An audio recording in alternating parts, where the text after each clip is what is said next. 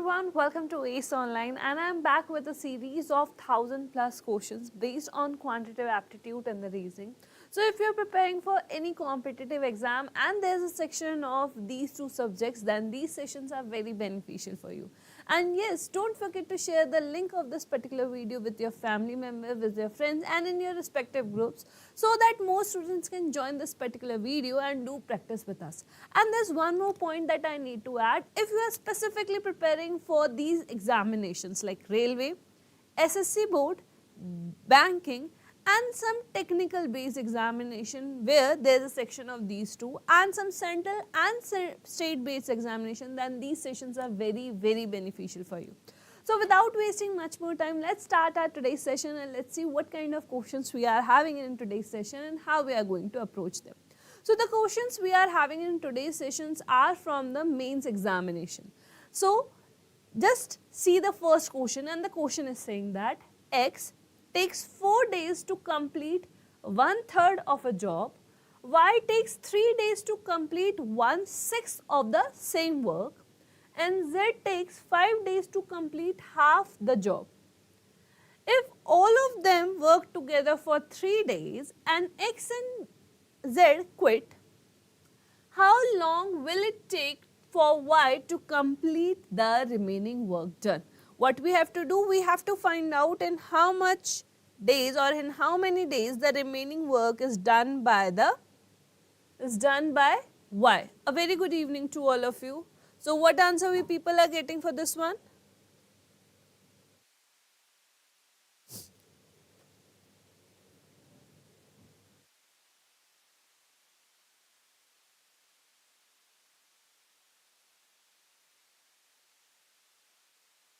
It's very simple. First we need to find out how long they are taking to complete the whole work or the 1 unit of work.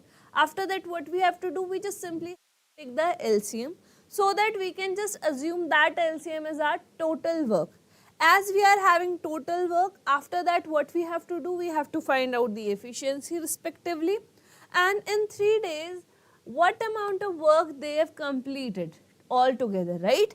The remaining work that we are left with, that work is done by Y in the remaining days. This is the question, and what answer we people are getting? Any one of you in the comment section?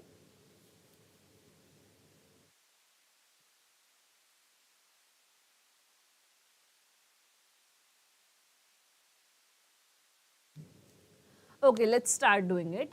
So the question is saying that X is doing 1/3 of the work in 4 days, right? But what I have to do, I have to find out in how many days it works for, like how many days it will take to complete the whole unit of work. That means 1 unit of work.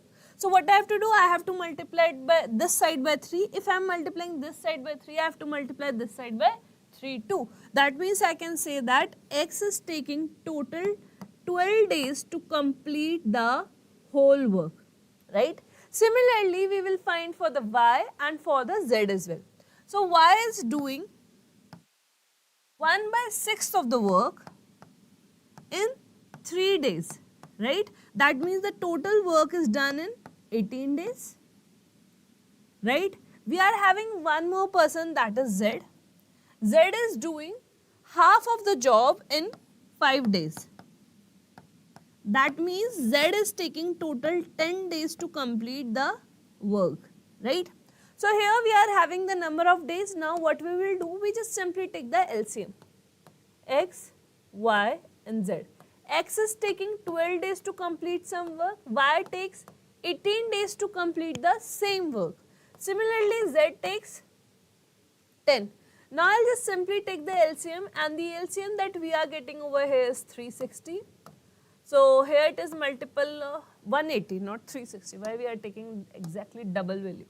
We will take 180. Here the LCM is 180. So here it is on the multiple of 18, 10 and 15.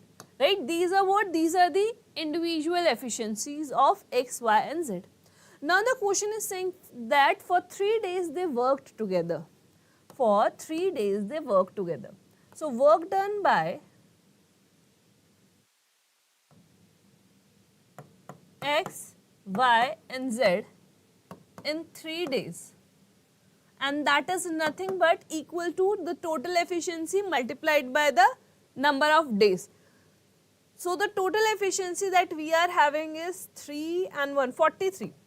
43 and multiplied by 3. So here we are getting 129 units.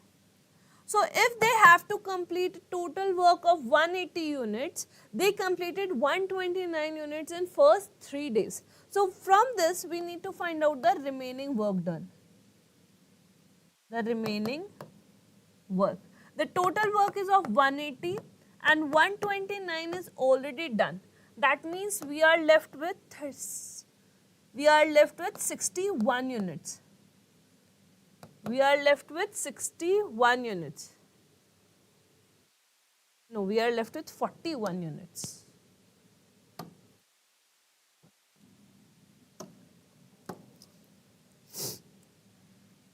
Seven, 41 units. We are left with 41 units. Very good, Ragla. Very good, Lucifer. Now what we have to do? We have to find out. Complete this. 51 units. So in how many days the remaining work is completed? So the number of days is nothing but the remaining work done divided by the total efficiency of Y. That is nothing but 5.1 days. 5.1 days. Option number C is the correct one. Option number C is the correct one. Clear? So the correct answer over here is your option number C, 5.1. Clear? Let's move further and let's see what is the next question. So the next question says that two trains pass each other on parallel lines. Each train is 100 meters long. When they are going in the same direction, the faster one takes 60 seconds to pass the other completely. If they are going in opposite direction, they pass each other completely in 10 seconds. Find the speed of the slower train in kilometers per hour. What we have to do? We have to find out the speed of the another train in kilometers per hour. So what answer we are getting for this one?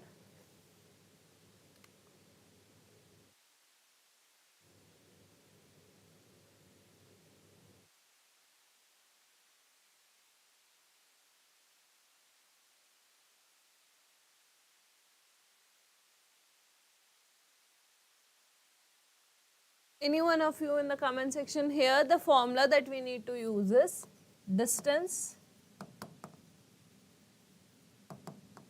is nothing but speed multiplied by time. This is what we need to apply over here.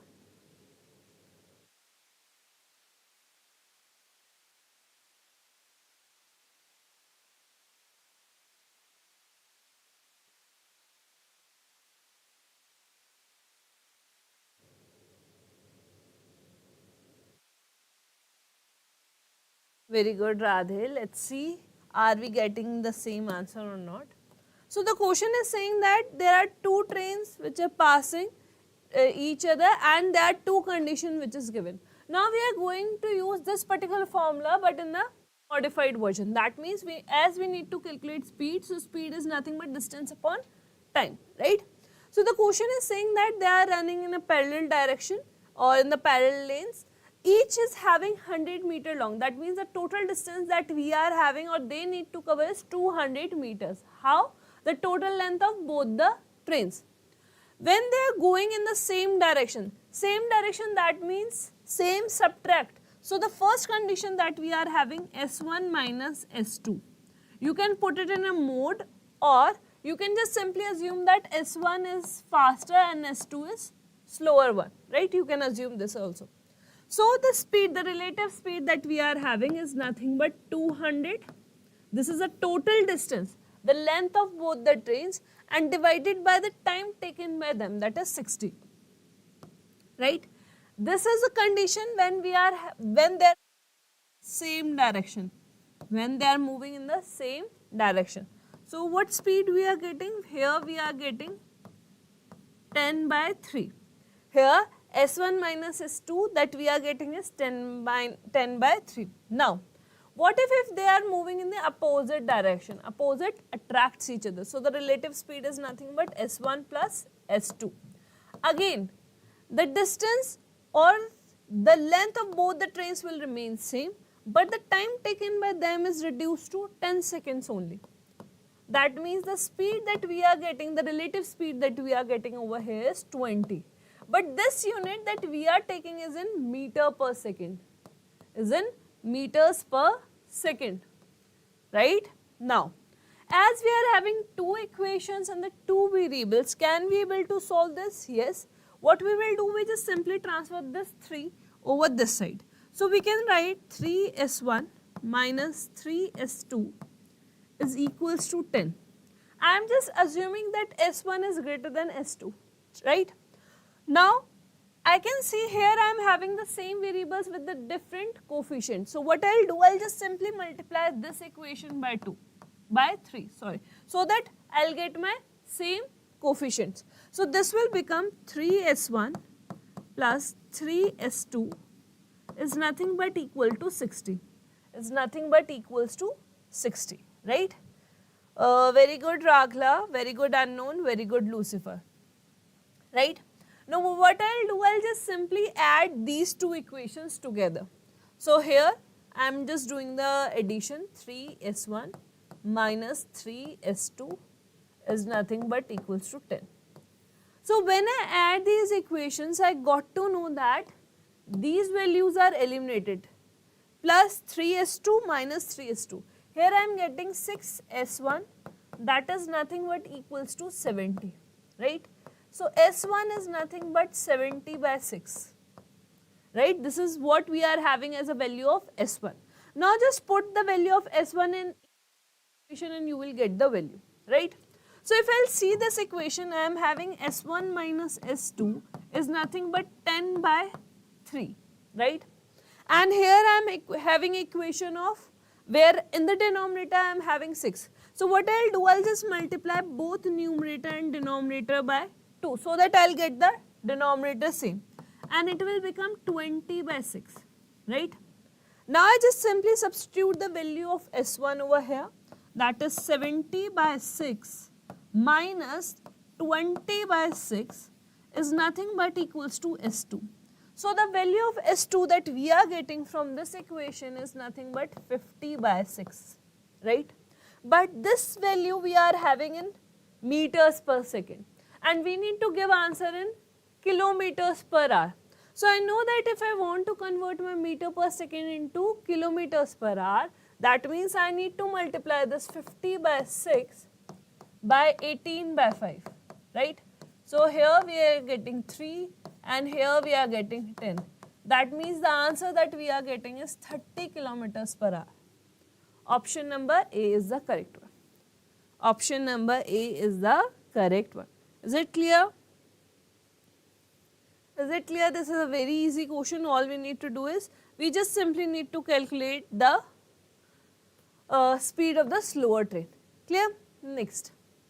The next question says that the population of a town is 3,11,250. The ratio between women and men is 43:40. If there are 24% literate among men and 8% literate among women, the total number of literate persons in the town is, what we have to do? We have to calculate the total number of literate people in the town. Unknown, please do focus in the class only.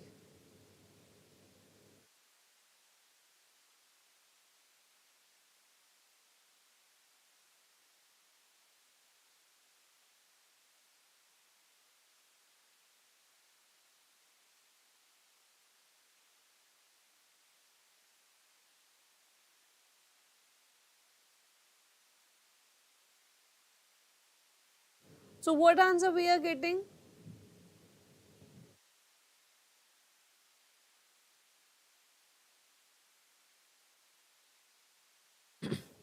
We can do approximate calculation in this particular question if we want to.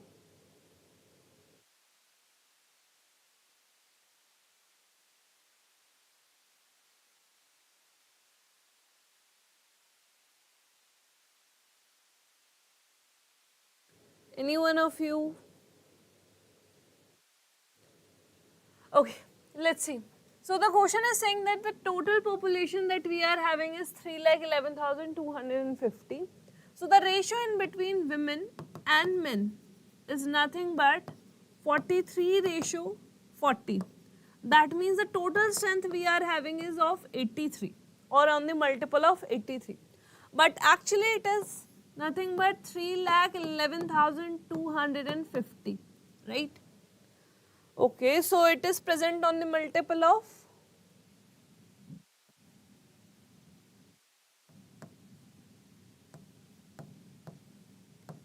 3,750, right? They are like, I am just trying to do the approximate calculation. Now it is present on the multiple of 3,000. This is the exact value. Now the question is saying that we need to find out the number of literate persons. And the question is saying that out of men, 24%. 24% of this one, that means 96, but here as we are having value over here, so 9.6 out of 40, 9.6 people are literate. 9.6 people are literate. Very good, very good, Radhe, Ragla. And what about others? I guess you people got the correct answer. And here for the it is given as 8%. 8%, that means it is nothing but 4 and 24. 2 is carry forward 34. So 3.44, somewhere we will get 3.44, right? So 8% of 34 is nothing but 3.44 and 40% of this one is 9.6. So here what we will do, instead of this taking this up to 2 decimal, we are just only considering 3.4. So as we add this value, it will become like here what we are getting somewhere 9.6 and this one. So we are getting 13, right? We are getting 13 over here. Now 13 is on the multiple of 3750. I don't think so we are getting the exact value. 0 and here again we are need 5. Do we have that? No. That means we need to do the approximate calculation. If we do the approximate calculation, after that also we will get somewhere, the value somewhere with the nearby value that we got over here is 48,900. This is my approximate calculation. Option number B is the correct one. Option number B is the correct one. Very good, Lucifer. Very good, Jyoti. But we are on some other question right now, so it's better to watch the video live, right? So let's move further. This is the approximate calculation that we did over the board, and if you want, you can do the exact calculation as well. Next. The next question says that in a big garden, 60% of the trees are coconut trees. 25% of the number of coconut trees are mango trees, and 20% of the number of mango trees are apple trees. If the number of apple trees are 1500, then the number of trees in the garden is, this is a very easy question. This one is a very easy question.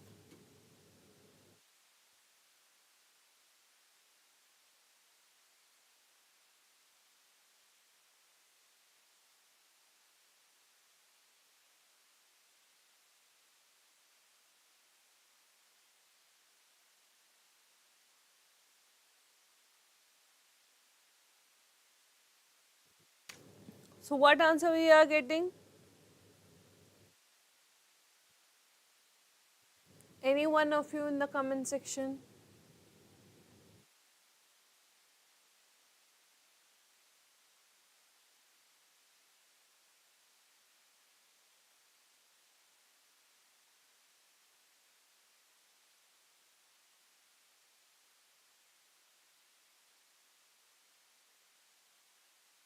Okay, let's start doing it. So I'm just assuming that in a garden, in a big garden, we are having 100 trees. This is my assumed value, right? So the question is saying that out of this 60% of the trees are of coconut. That means I don't know what about the 40 rest trees, but I know that the 60 trees are of coconut. 60 trees are of coconut. Now the next question says that 25% of the coconut trees are mango trees. That means I need to find out the 25% of this one. 25% is nothing but 1 by 4. 25% is nothing but 1 by 4, and the value of 4 which is we are having is of 60. Present on the multiple of 15. This 60, 15 plants are of mango trees, or 15 trees are of mango. We don't know about the rest 45 trees, but we can say that 15 trees are of mango. Now 20% of the number of mango are apple trees. 20% of this one, that means 3. Again we are not aware about the 12, but we can say that these 3 trees are of apple trees, right? But the question is saying that this is not 3, this is actually 1500. This is actually 1500. It is present on the multiple of 500. That means this value is also present on the multiple of 500. And the answer that we got over here is 50,000. So in a garden, we are having 50,000 trees. We are having what? We are having 50,000 trees. Is it clear? So the correct answer that we got over here is option number B. There are chances that there is some lag from my side, but very good Radhe, very good Ragla, and very good Lucifer.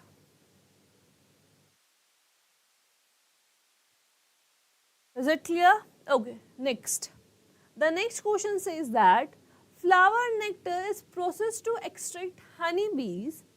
How much flower nectar must be processed to yield 1 kg of pure honey if nectar contains 70% of water and the honey obtained from this nectar contains 17% of water? This is a very good question, but a very easy one.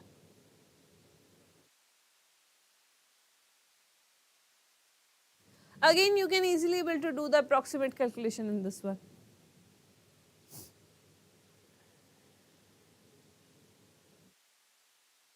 We need to find out how much flower nectar must be processed just to yield 1 kg of pure honey. That means 0% of water.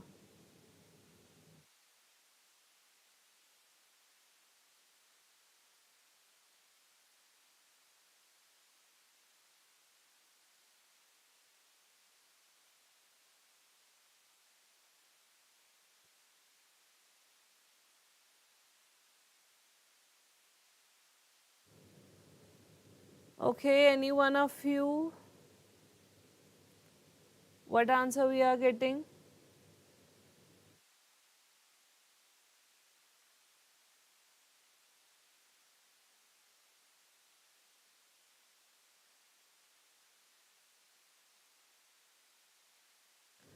A, Ragla. Ragla, I guess you need to check your answer once. Or maybe you made some calculation mistake.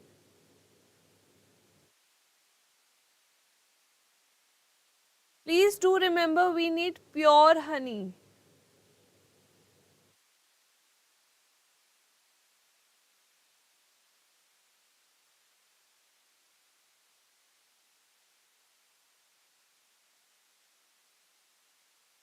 Okay, I am just assuming that X amount of flower nectar is required just to attract 1 kg of pure honey, right? Okay.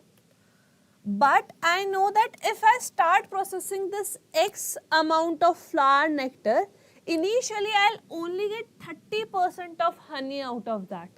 I only get 30% honey out of that. Why? Because the question is saying that initially 70% of water is there, right? But after getting this amount also, the question is saying that in that quantity also there is 17% of water. That means again I am only having 83% of what? Of honey in it. And this is equals to what? When I want 1 kg of this like pure honey. Only I need to solve this particular equation just to get the value. So here what we are having? We are having x, that is equals to this 3 zeros over here, and 3 into 3, 9, 24. We can assume 250 over here. So the value is somewhere around 4. So the only value which is nearby 4 is option number C, 4.01. 4.01. Option number C is the correct one. The question is very simple. The question is saying that here this is something that you need to process, right? But out of this 70% is water. Now you are only left with this 30%, right? As you process this, you got to know that in this portion as well, this 17% of water.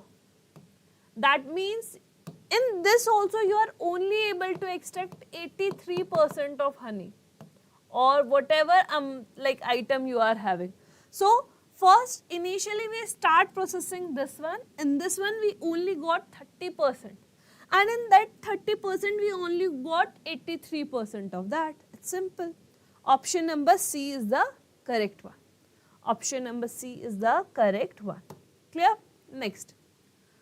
The next question is, find the compound interest on rupees 80,000 for 3 years if the rate of interest is 5% for the first year, 4% for the second year, and 5% for the third year. Again, it's a very easy one.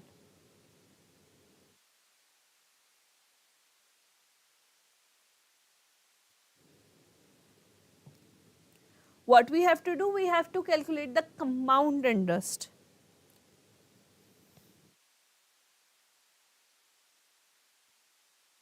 For 3 years on different rate of interest.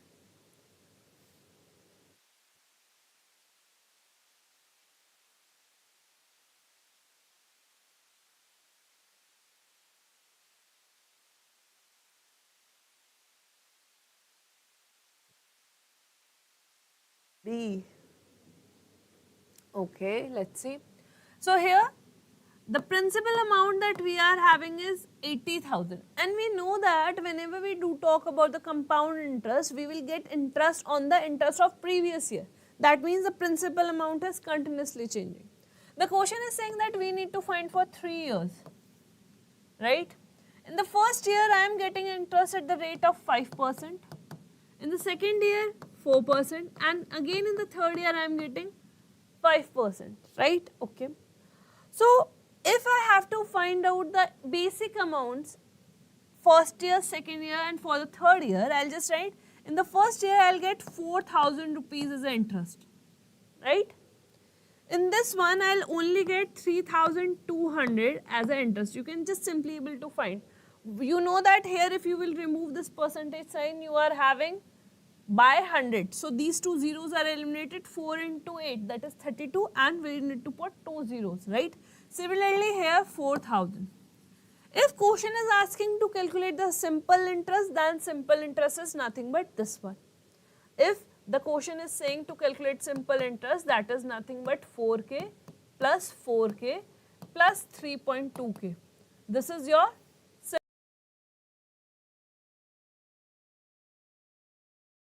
the question is saying that we need to calculate the compound interest. That means we are getting some interest on these amounts as well, right?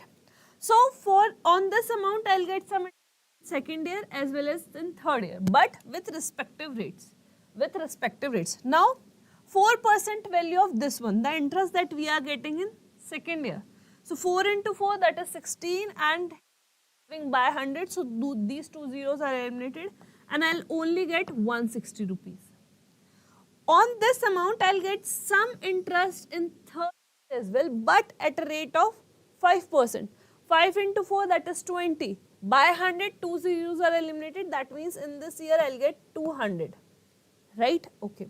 Now, I'll get some amount or some interest on this amount as well with a rate of 5%. So 5 into this, that is like 2, and here 1 is carry forward, that means again I am getting 160 rupees. But I'll get some interest on this amount as well, and here I'll get 8 rupees, right? So this is what we are getting in compound interest. So the total amount that we are getting over here is, this is something 320 plus the 200, that is 520, 528. 528 is this one. If we want to find out the CI minus SI, then this is nothing but this is equals to amount of this one. This is my CI minus SI. And the value that we are having over here is 8K and 3, that is 11.2. 11.2K. 11.2K, and if we will add this one, so we are getting option number B is our correct one. Option number B is the correct one, right? Option number B is the correct one. Very good Radhe and known in Lucifer, and very good Jyoti, right? So this is quite simple. If the question is asking some different values as well, like the difference in between the compound interest and the simple interest, or only simple interest, that also we can easily able to calculate, right? Next. The next question says that in how many different ways the letter of the word this one can be arranged such that SH never come together and K and N always come at end place. Here this question is from the concept of permutation and combination, and let me know what you are getting.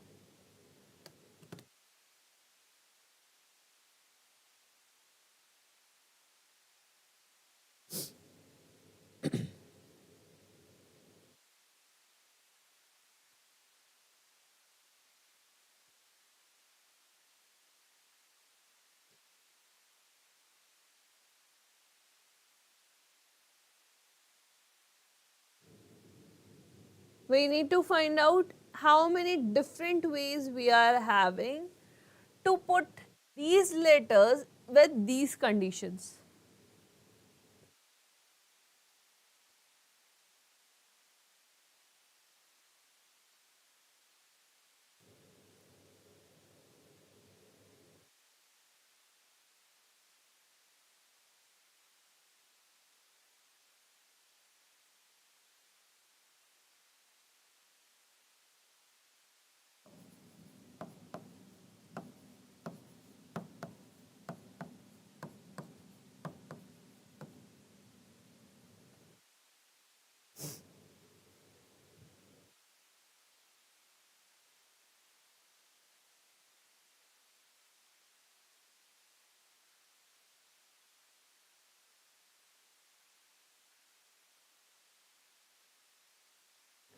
Any one of you? Okay, let's start discussing it. Here, how many letters we are having? Total 9 letters. We are having total 9 letters. In these 9 letters, I can see that the only A is repeating and A comes twice, right? Only one letter is repeating, that is A. Okay. So the question is saying that I need such condition that SH will never come together and K and N always come at the end place. Okay. So 9 letters, that means 9 positions. 1, 2, 3, 4, 5, 6, 7, 8, 9. These are my 9 positions. Now, the question is saying that K and N always comes at the end places. That means this place either K or N will come, or this place K and N will come, right? Now, with how many places we are left with? 1, 2, 3, 4, 5, 6, 7. Okay. Here I am left with 7 places. Let's suppose there is no such condition that SH should always come together or should not come together, right? We are having no condition. In that case, if we want to put the rest letters, so how many ways I am having? So with 7 letters, I can arrange them in the 7 factorial ways. But I am having A which comes twice, so I need to divide it by 2 factorial as well. This is what? This is my total number of arrangement of these 7 letters without any condition. This is happening when there is no condition, without condition. Now, what I am doing, I am just assuming H as a single entity, that is X. I am just assuming this SH is a single entity, that is X. Okay. Now, what we can do, we are doing like total the things that I don't want. So, we are left with the things we want, right? This is nothing but this is the total. So, I am just trying to eliminate don't want. Now, I'll find out the cases in which SH will always come together. So, as I am treating S left with 6 letters. Apart from SH, the 5 and this is the 6th one which is assumed as 6x, right? And again in this one we are having A which comes twice, so divided by 2. This is what? This is the condition when SH comes together, right?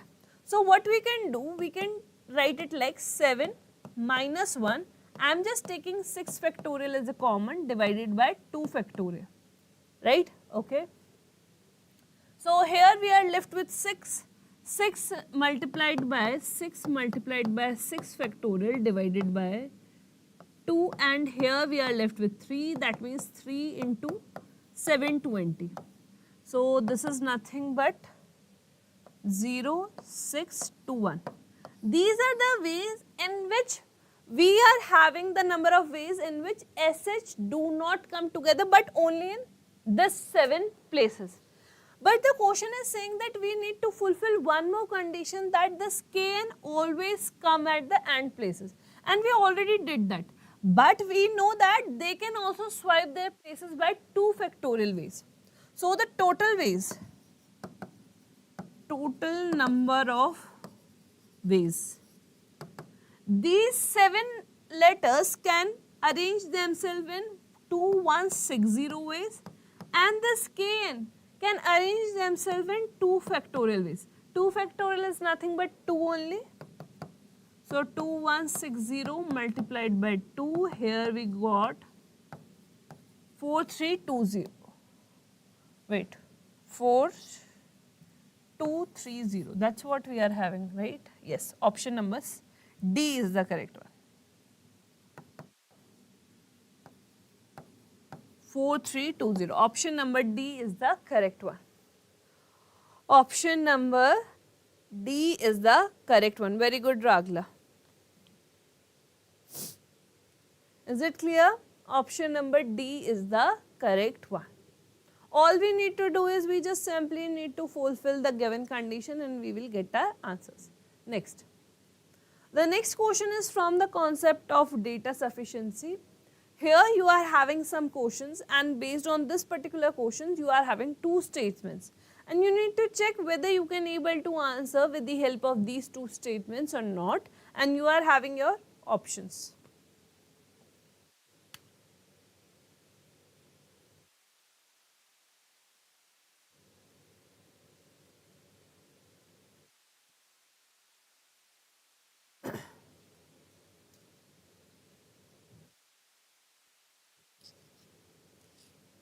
This is a very simple one. What we are having what is a mother's present age, right? The first statement says that the present age of mother and child are in the ratio this one. We are only having ratio, and with the help of ratio we can't able to determine the values until unless we are having some comparison. So because of this, option number A is eliminated and option number C is eliminated, right? Next. 4 year hence, that means we are talking about the future. The ratio of the ages of mother and child now be 17:5. Again we are only having ratio. Can we able to find that? No. Simply try to merge them. So here if we want to find out mother to child ratio, initially it is given as 5:1. That means the difference in between them is 4. After 4 years, the ratio is 17:5. the difference that we are having 12. We know that such situation won't be happen, so what we will do, we just simply try to make the difference equal, multiplying the previous ratio by 3. And multiply this, we will get 15 and 3 over here. So difference of 2 we are getting because of the gap of these 4 years. That means it is present on the multiple of 2. And the present age of mother is nothing but 30 years old. But when we are getting then, these are values when we merge both these statements. That means option number E is the correct one. Data in both the statements are required. Very good Ragla, very good Radhe, very good Lucifer. Santosh, the data in both the statements are required. We can easily able to answer it, right? Next. Here the next question is, we are having a very small puzzle over here. So what you have to do, you just simply have to read this particular puzzle. And we are having 2 questions based on this particular puzzle. So just read it out carefully and try to make the arrangement. Here the question is saying that LMNOXQR like different colors, red, yellow, green, pink, blue, black and peach. Also they work in different companies, that is B, C, D, E, V, F, A, not necessarily in the same order. The one who likes blue color doesn't work in company F. L likes green color and Q likes yellow color. Q doesn't work in company V. M works in company B. The one who likes red color works in company A. M doesn't like black and blue color. The one who likes peach color works in company C. Neither N nor R works in company C. N doesn't like red color. O works in company F. N works in company D. This is the data that we are having. If you are done with the arrangement, then please let me know in the comment section.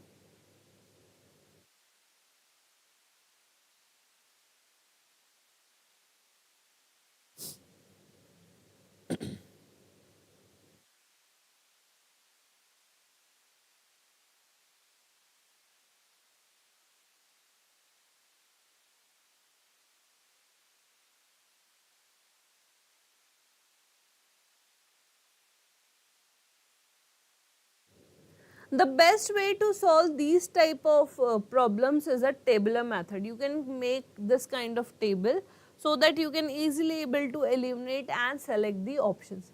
Let's say how we are going to approach these kind of questions. The first line says that the one who likes blue color doesn't work with F. So we need to remember blue and F. There is no match of these two, right? Okay. Next, L likes green color. L likes green color. That means if L is liking green color, so we can just simply able to eliminate the rest color with this one, with L, as well as we can eliminate green color with the other ones, right? Next, Q likes yellow color. Q likes yellow color. Okay, so we can do it like this.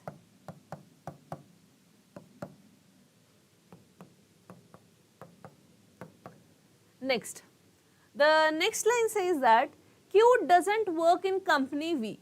Company V, okay. Q is not working over here. Next, M works in company B. M works in company B.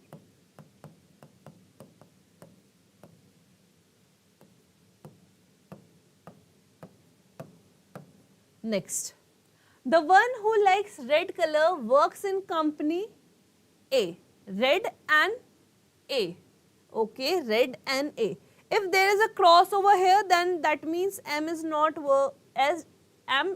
liking red color, as well as we can eliminate this as well and this Q as well, because there is a connection with red and company A. Next, M doesn't like black and blue color. Okay, black and blue color. Next, The one who likes peach color works in company C. Peach C. Okay. Peach C. Okay. And we can eliminate this as well. Now if you will see, for M we are only left with this pink color. In this row we are only left with pink color. That means M likes pink color. M likes pink color. Okay. Now in the next one we are having neither N nor R works in company C. Neither N nor R works in company C. Okay. And doesn't like red color. And doesn't like red color. That means N is not working in company A as well. Right? Okay. O works in company F. O works in company F.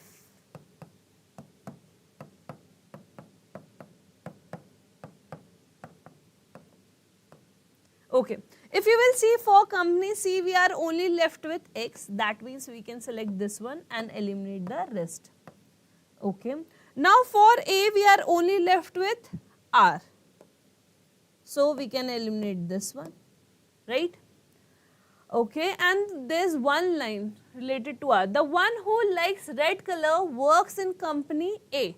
So R likes the red color. So we can select this one. So what we can do, we can select this one and we can eliminate the rest. Right? Do we have anything in which we are left with? No. Okay. And N works in company D. O works in company F. That is completed, I guess. Yes. And N works in company D. N works in company D. Okay. This one. So this is eliminated, and for this one we are only left with this one, right? There's one more point which is given over here in the very starting, that is the one who likes blue color doesn't work in company F. That means we need to eliminate this as well for the blue one. We need to eliminate this as well for the blue one. I guess I missed some point somewhere. Okay, I need to check. The blue one doesn't work in company F. Okay. L likes green color. Green is eliminated. Q likes yellow color. This one is eliminated. Okay. M works in company B. The one red one is completed. Yes. And the next, in the next line it is given that M doesn't like black and blue. Okay. These two colors are eliminated. The one who likes peach color works in company C. Okay, peach color. That means this goes with peach. So for blue we are only left with N, and for black we are only left with O. So the whole one is completed. The whole diagram or the whole chart is completed. Now based on this particular chart we need to answer few questions. The first one, who among the following work in company A? Following works in company A?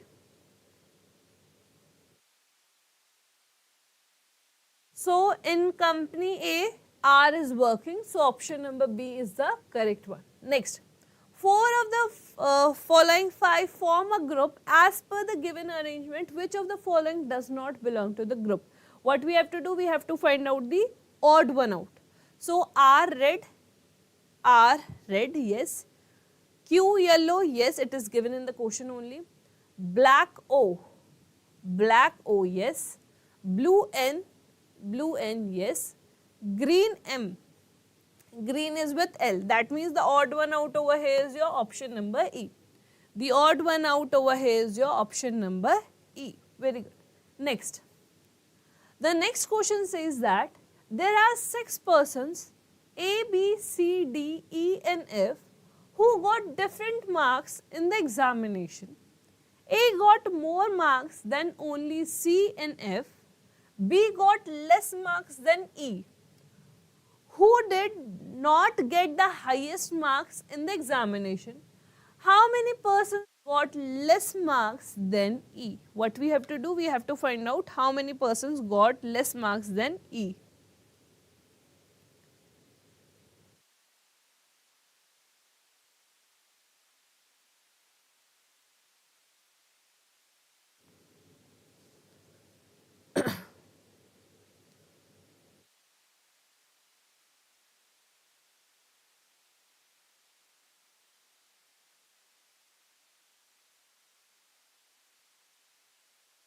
4. Okay, let's see.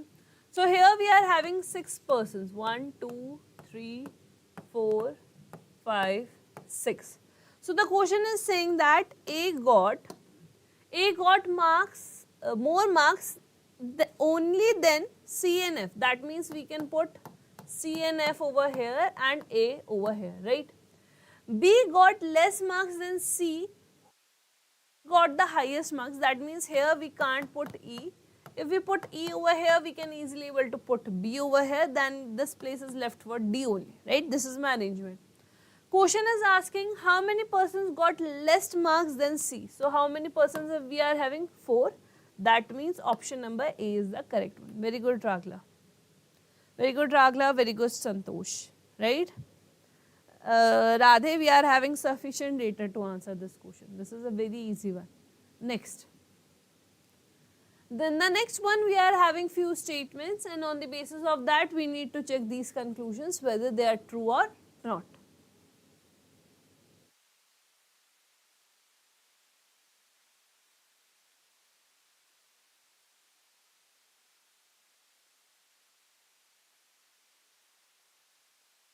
You are having 3 statements, and with the help of these 3 statements you need to check these 3 conclusions whether they are true or not.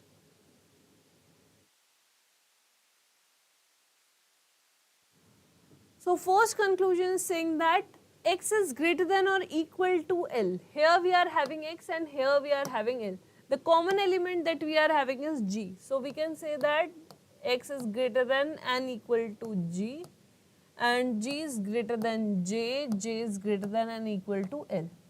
Here we are having this particular symbol, so this one is false. If this one is false, option number A is eliminated and option number D is eliminated, right?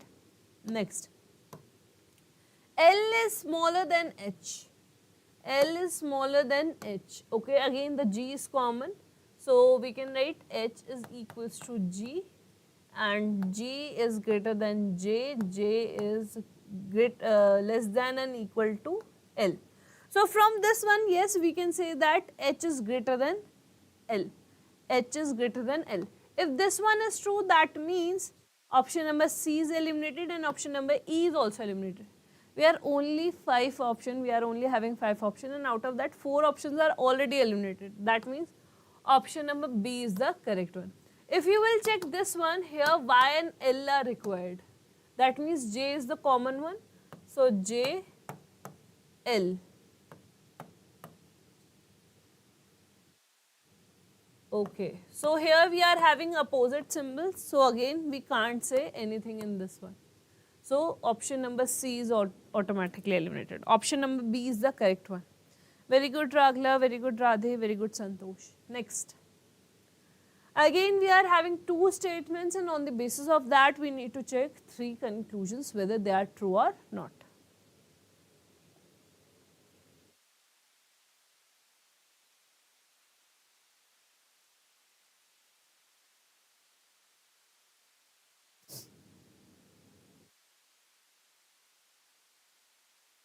Okay, let's see. Here we are having B and here we are having T. If we will see, can we say that? Yes, but we are not sure because there are chances that they might be equal. So, can't say. If we are having can't say, that means this option is eliminated and this option is eliminated. Next, x is greater than A.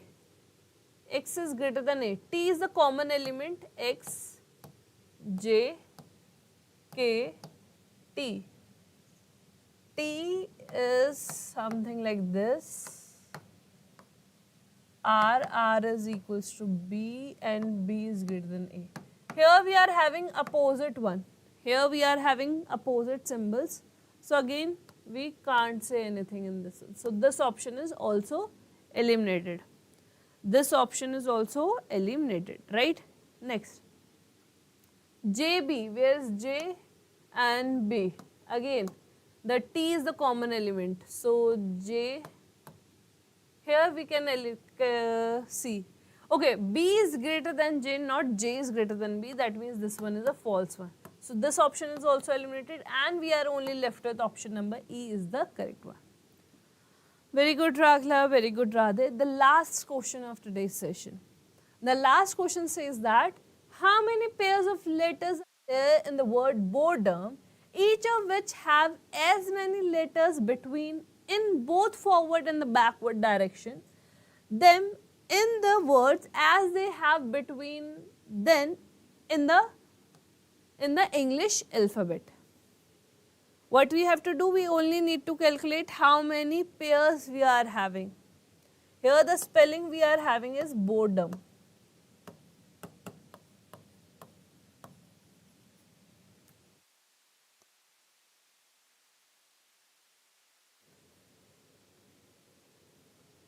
So what answer we are getting? This is a very easy one. All we have to do is we have to work on the associated numbers. 2, 15, 18, 5, 4, 15 and 13. Very good, Ragala. You got the correct one. So here 2, 3, 4, 5 we got our first one. So option number D is eliminated. 5, 6, 7, 8. No. 15, 16, 17, 15, 16, 17, 18. No. There's no point to count with 18. 5, 6, 7, 8, 6, 7, 8. No. 4, 5. We got one more. That means option number A is also eliminated. 4, 5, 6, 7, 8. No. 5, 6. No. 15, 16, 17, 18. We got one more. That means this is also eliminated and option number C is the correct one. Option number C is the correct one. We got 3 pairs over here. Very good, Radhe. Right?